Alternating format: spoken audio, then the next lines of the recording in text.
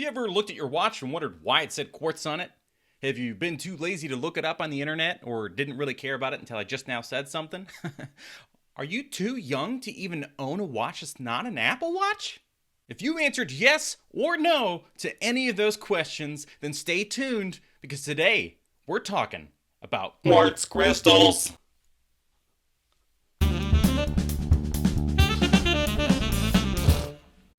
Why am I still doing this?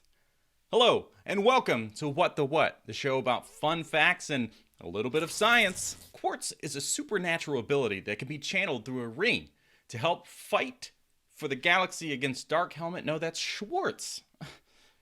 I'm talking about quartz, a crystal. But first, hit the subscribe button, because that's what YouTubers are supposed to say. Quartz is a chemical compound consisting of 1 part silicon and 2 parts, what is it? Oxygen, which gives us silicon dioxide.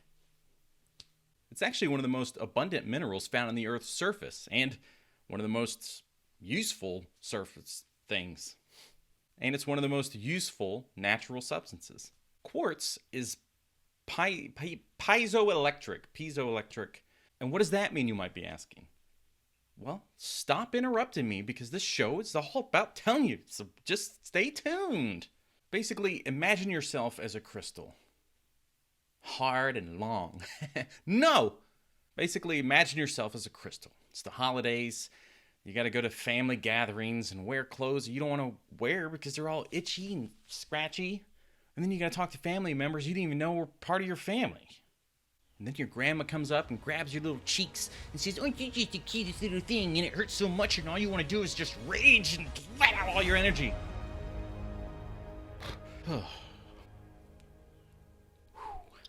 What I'm trying to say is that when you squeeze those chubby cheeks or the quartz crystal, it produces energy. The energy that you want to hit someone. It also does the opposite. If you put energy into a crystal, it vibrates. But here's the cool part. It will vibrate precisely the same amount every single time. The amount of vibrations are dependent on the shape and the size of the crystal.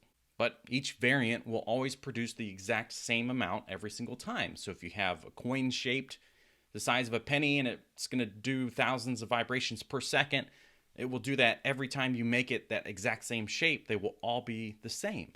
It's very, very reliable. It just takes a little bit of energy, like a watch battery, to send an electric charge through the crystal. This causes the crystal to oscillate or vibrate back and forth exactly the same amount. For example, in a watch, 32,768 times per second. Every single time.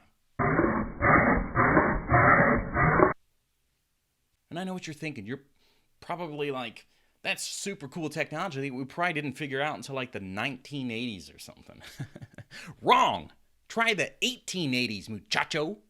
Over the next century, we would figure out ways to use these crystals with oscillators to find more precise time, from going down to weeks down to minutes.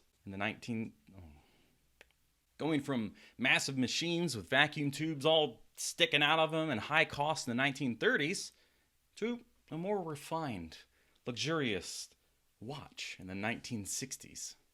And with these watches, quartz has now become much, much cheaper, easier to produce than old mechanical watches. Throughout the 70s and 80s, quartz actually became the #1 solution for timepieces, including oven clocks, VCRs and stuff, bank vault time clocks, pretty much anything else that told time. This actually led to an event known as the Crystal Crisis, where anybody that was making a mechanical watch, like Swiss watches, pretty much went out of business. In the 70s, there were as many as 1,600 of these businesses, and in the early 80s, that got knocked down to 600. But it's 2020, and the world's been taken over by smartwatches with the ability to constantly be synced up with the atomic clock, which is the most accurate thing, and all those fancy schmancy apps. What's the point in having a watch that's just a watch? Well, maybe because with a watch, you can stay disconnected from the digital world. It's the Matrix, man. We're in it. But truthfully, having distractions on your wrists and on your phone, it really takes you out of the moment. So you aren't with your friends. You're not with your business partners talking about all the big deals you got to make, the big deals and the paperwork. What's business? Some of the potential side effects of smartwatches include headache and nausea, hard time sleeping with your eyes closed, disruption of sleep and memory loss, distractions while working or socializing, and they also emit radiation. Really? Yes. EMF, to be more precise. Ultimately, we don't have enough data because smartwatches have only been around since about 2014, right? Where's my fact checkers? As always, thanks for watching, and what did you learn today? Do you wear a classic watch or a smartwatch? Do those smartwatch health concerns have you concerned? Well, maybe it's time for a simple analog watch. God, that's good. That's a good one. It's funny.